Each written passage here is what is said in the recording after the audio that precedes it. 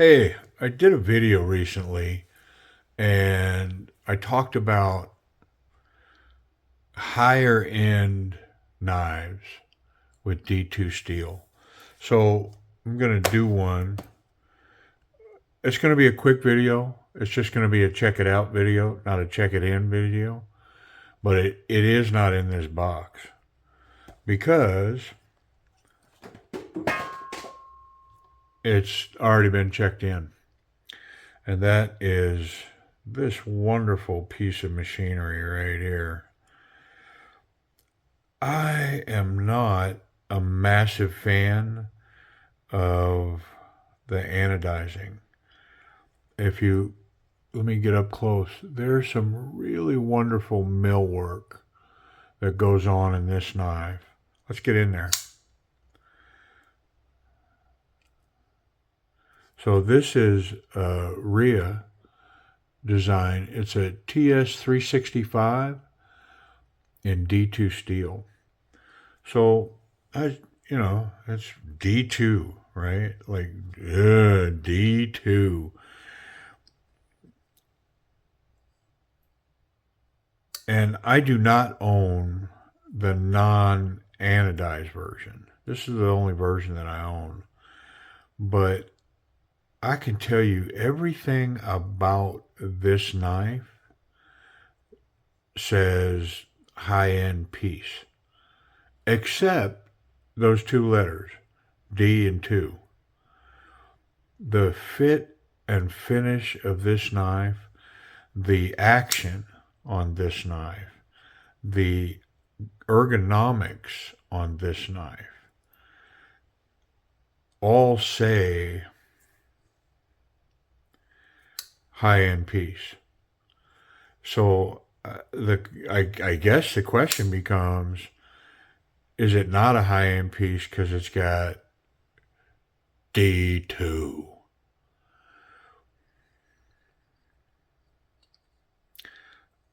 I think I'm going to say it is, and I'll tell you. I'm going to tell you why, and then we'll go ahead and check this thing out. I think it is a high-end piece because, boy, you can go look at a lot of high-end, expensive knife manufacturers, and man, they're using that steel right there. So I don't know. Okay, it's not as corrosion resistant, but I'm not going deep sea diving with this knife. It doesn't hold an edge the same as LMAX. Hey, I'm not saying it's an LMAX knife. What I'm saying is that it's a reasonably priced high-end piece. And I'm going to go ahead and check it in and tell you why I think so. So the action on this thing is just as good as anything I have, no matter the cost. Just smooth, hydraulic, drop shut. Just, I couldn't have, like, if I said, hey, this is the way I want this knife to run, I couldn't have imagined it as good as it is. Like I would have, my request would have came up short from what it's actually delivering. Wonderful action on this thing. The flipper tab is substantially higher than the pivot. The pivot, center of the pivot's way down here. Look how high this is. And it's angled up. So the leverage on this is just, this is done right. It's got good jimping on it, so you can get a little grip there. It's not overly done, but it's enough that that's purposeful for sure. And it really just slings that blade out there. The lock bar, it's at about 50% in there, 40%. But it's a liner so that no matter how you grip this knife, it's not going to interfere. And so that's a good thing. Me personally, the difference between This liner lock, I mean, some call it a bolster lock. The difference between that and this being a frame lock, I the frame lock supposedly is more robust than this. I'm sure that there's lock failure tests that people have done, and frame locks withstand more, you know, an extra 25 pounds pulling down on that trying to break it than this. I don't know, man. I'd rather have this. Just because there's no chance of me locking myself out of the knife or gripping it funny. It's got good jimping on here. Does a couple of things. So when I'm gripping the knife, it's gripping me into that grip, but it also becomes a foothold for my thumb to unlock the knife. So yeah, it's the lock setup on the knife is really nice, really nice. What about this jimping on the spine of the blade? Very aggressive, like combat knife jimping. If this was a combat knife, this would make sense. But don't get me wrong, I'm not complaining because I like good jimping because a confident grip to me is that thumb forward. This is my strong grip. This is where I want to hold on. And so I love this jimping. Very aggressive, almost cut your thumb aggressive. That kind of thing. Really like it. Pocket clip kind of disappears in the grip. These edges are not rounded. They are, I'm not going to say they're sharp, but they are prominent. You know that those edges are there. There's no hot spots there, but this knife could have been rounded and beveled, and made more comfortable. Yep. So I mean, I'd have that criticism for it. They could have easily chamfered some of these edges or put an angle on them and made the knife more comfortable. There's a lot of sharp angles here. It's got a lanyard hole. Put a lanyard on it. I'm not a lanyard guy, but it's got the hole. You could definitely do it. Let's run that pocket clip because all that, if you can't get it in your pocket, then what's the point, right? So me personally, I carry right here on this corner, so I'm gonna go there first. So that is a one hand butter insert. Just as smooth as it could possibly be. Just reach back there with one hand and I'm able to secure this knife in my pocket. Fairly deep carry for milled titanium, but it does have some poking up. I kind of like that, the purple anodizing with this color of pants here though. It's pretty nice. So the big question is, how's it do on the thicker material? So it runs, but towards the top, it's getting narrow, and it does kind of bunch up in there. And then the slick surface makes it difficult to get it out because it's in there so tight. You got to get to the bottom of the clip. So it's not going to really, I'm not going to recommend it for heavy duty bibs or really thick material. But standard jean size, money. Yep, perfection. What about safety? Can we catch that blade? If you look, you can see it right there. Can I touch it? No, I can't touch it. So that's good. What about that tip? That tip, man. Come on.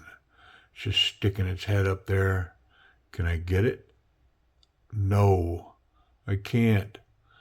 So, the tip is a pass, the clip is a pass, and blade contact through the back of the knife is a pass. You can be confident to put this in your pocket and you're not going to cut yourself. Is it sharp?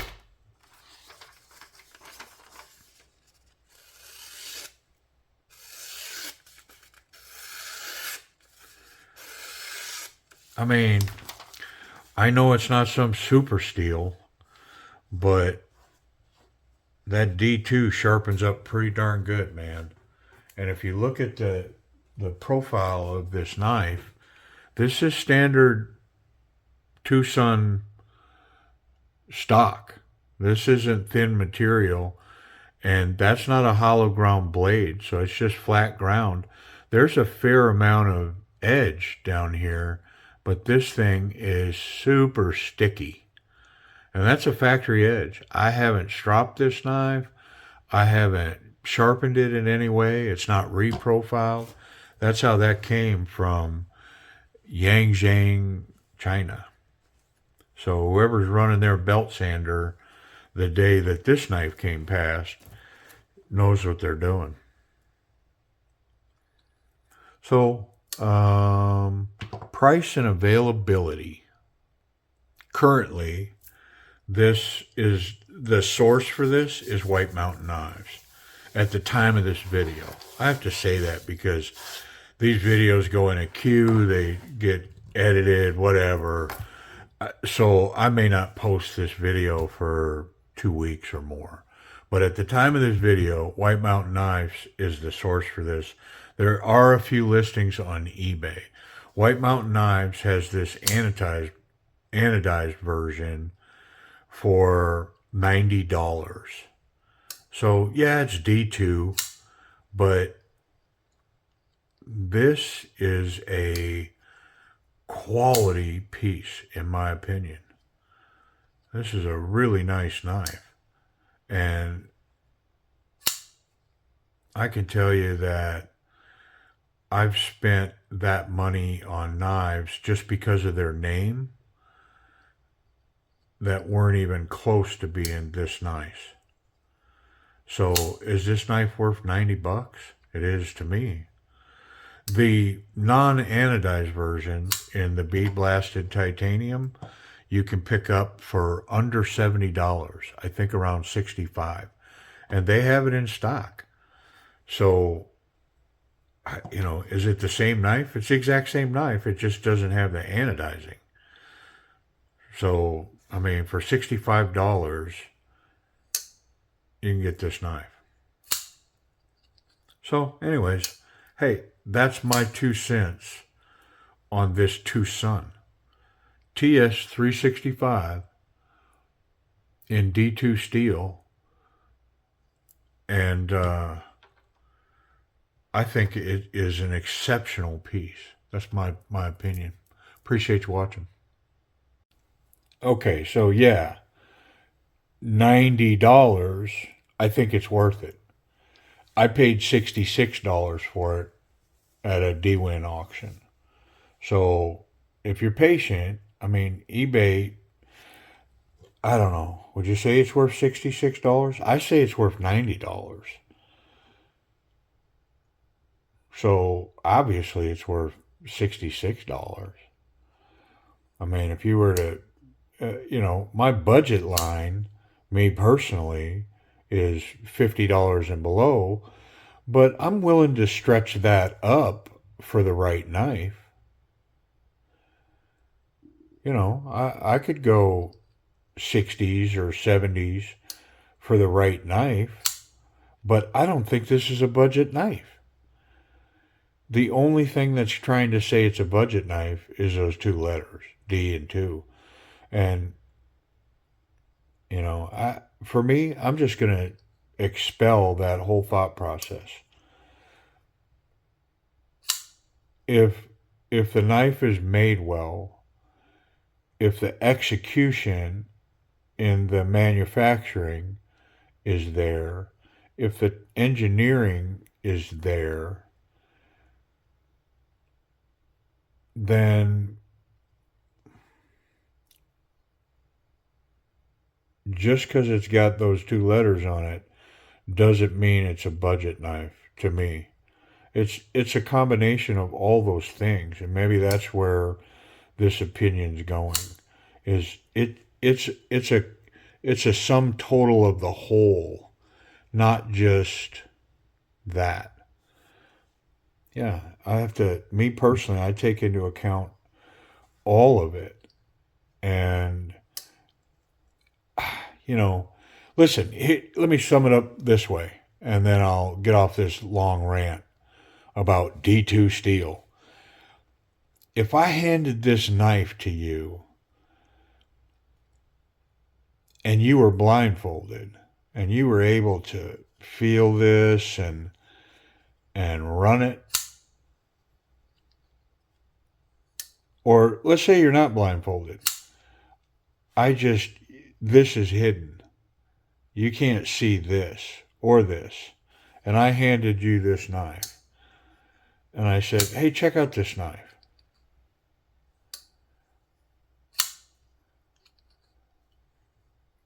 There is no way that you don't come away with the opinion that this is a nice piece, a fine piece. There's no way. So there's no way that I would. Let me change that. There's no way that I would. If somebody handed me this knife and I couldn't look at all those things, I'd say, yeah, I don't know who makes that, but yeah, that thing's perfectly centered. The action on it is sick. Yeah, and I would think it was a higher end knife, you know, by a top manufacturer. So, anyways, I guess I'm done. I appreciate your patience and hanging with me. Throw your comments down below. Let me know what you think. Appreciate it. See you.